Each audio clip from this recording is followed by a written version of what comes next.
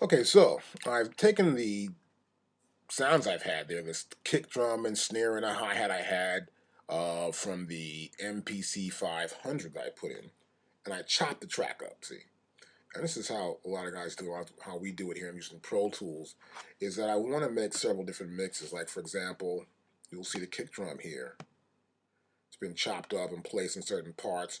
I may go in and look at these parts and see what I like and what I don't like. And I'll play back certain sections just to get an idea over and over of what I want to do in a mix. So I'll keep a few elements in here that I have.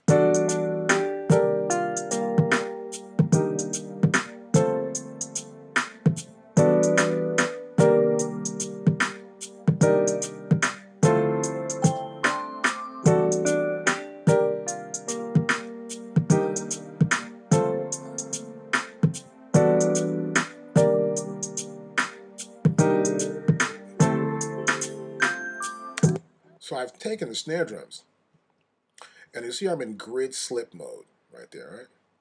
So what I'll do is I'll take these snares and these hi-hats and this kick drum, and I'll move them within the grid.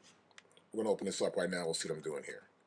So they're actually on the grid, and we're quantizing to, let's see, we're 30-second note triplets. So I'm just making sure I have this full view of the quantize, so I may want to move something a little bit more.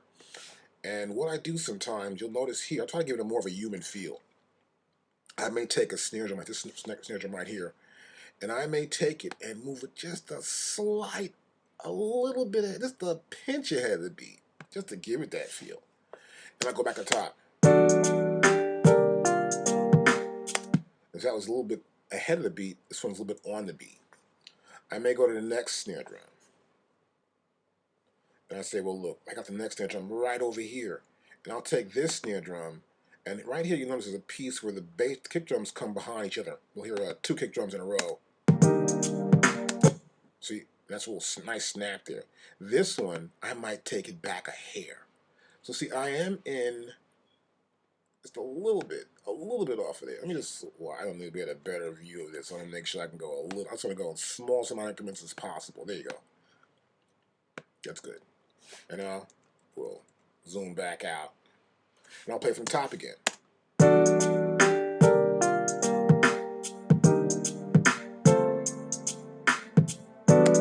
And this one here, I might want to take this one here like this, and then see it's a little off, right? So I may want to, this one, since it sounds like that, I want to make it be a little bit more aggressive. Hit it twice, I want to do that. I just want to grab it and move it just a little bit more aggressive so it snaps in when it comes in there. Like it's making a statement. That's that one snare that's making a nice snap on a statement right there. Look at that.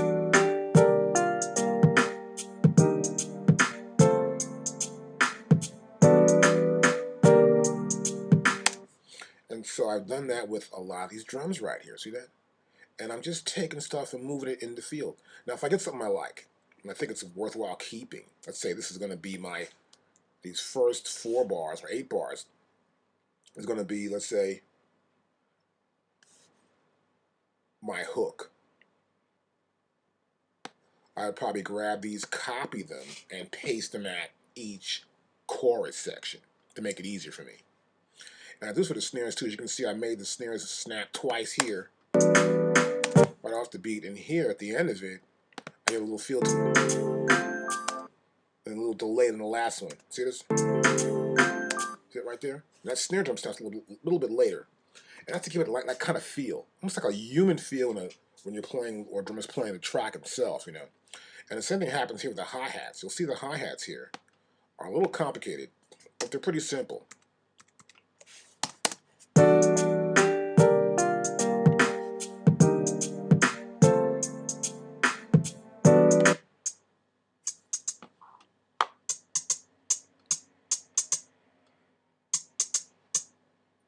See that? That's pretty simple right there. When I get to the chorus section, it starts right about here.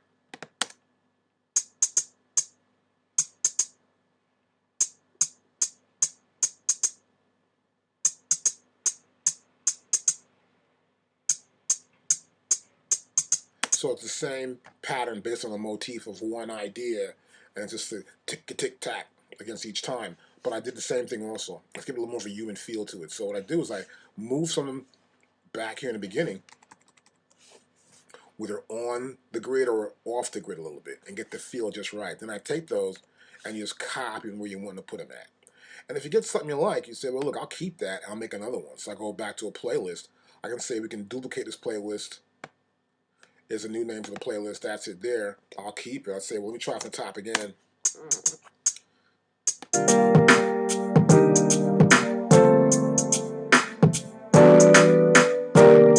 I may want to take this kick drum out in this playlist.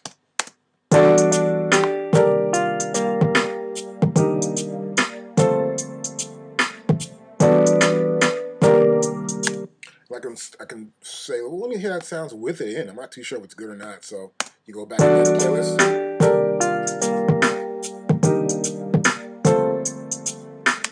And you say, well, that sounds better. Or this version.